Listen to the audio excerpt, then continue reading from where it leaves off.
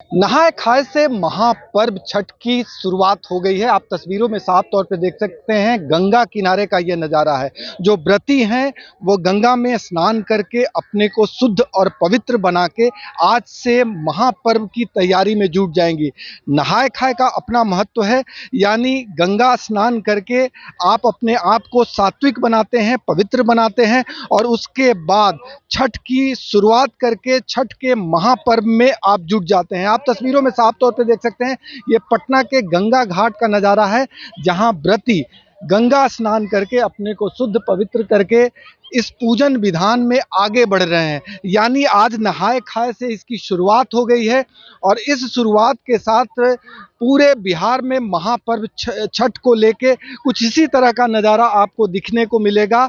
जो व्रती हैं वो नहाय खाए के जरिए एक तरह से कहें अपनी शुरुआत कर चुकी हैं कि अब हम एक नए स्वरूप में होंगे जिसमें शुद्धता पवित्रता सबसे प्रमुख है और उसी का परिचायक है ये नहाय खाए।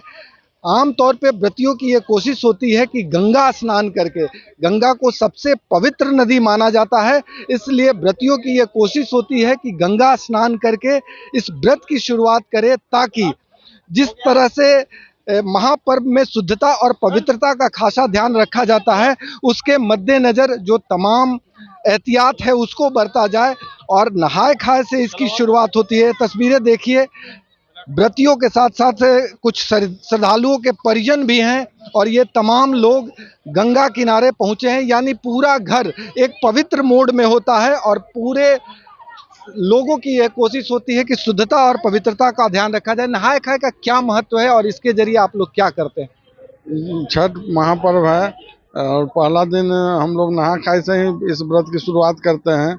आज के दिन भात दाल और कद्दू की सब्जी का भोग लगाने का प्रावधान है।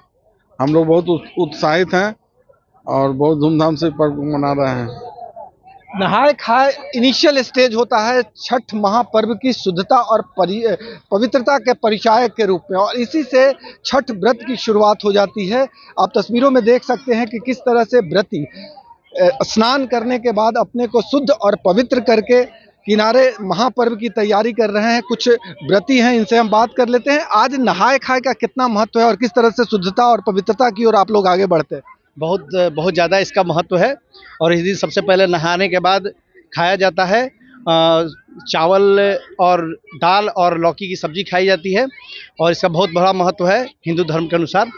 और इसके बाद आज से ही नहाए खाए के साथ ही छठ का शुरुआत होता है। एक प्रकार से समझिए कि ये संकल्प है कि मतलब नहा के खा लिए तो उसके बाद आप छठ करने के लिए कल तक जब तक आप ये नहाए खा का ये सिस्टम नहीं करते हैं तब तक इसका मतलब कोई नहीं होता। लेकिन जैसे ही आप नहाए खा का शुरू करते हैं तो इसका मतलब अपना संकल्प लेके अब छठ हम करेंगे और उसके बाद फिर छठ पूरा करने के बाद जो है पूरा संपन्न करना। नहाय खाए संकल्प है, क्या मानते हैं कि इस संकल्प के साथ आप इस महापर्व की ओर आगे बढ़ रहे हैं, उसी के मोड में आ गए हैं शुद्धता पवित्रता की ओर?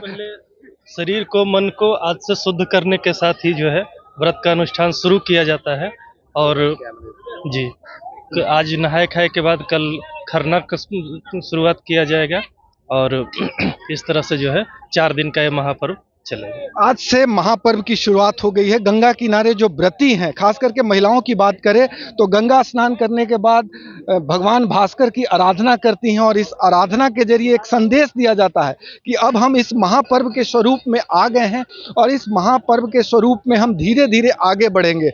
यानी इस संकल्प के साथ आगे बढ़ेंगे कि हमें इस महापर्व के जितने भी विधान हैं उसको पूरा करना है और उस विधान का ये पहला कदम कहा जा सकता है। संकल्प के रूप में नहाय खाए होता है, क्योंकि गंगा में स्नान कर लेने के बाद एक शुद्धता और पवित्रता का ध्यान रखते हुए पूरी तरह से महिलाएं पुरुष जो भी व्रती हैं वो तैयार हो जाते हैं और तैयार होने के बाद एक तरह से कहें अपनी पवित्रता का खासा ध्यान रखते हुए महापर्व की ओर बढ़ते हैं।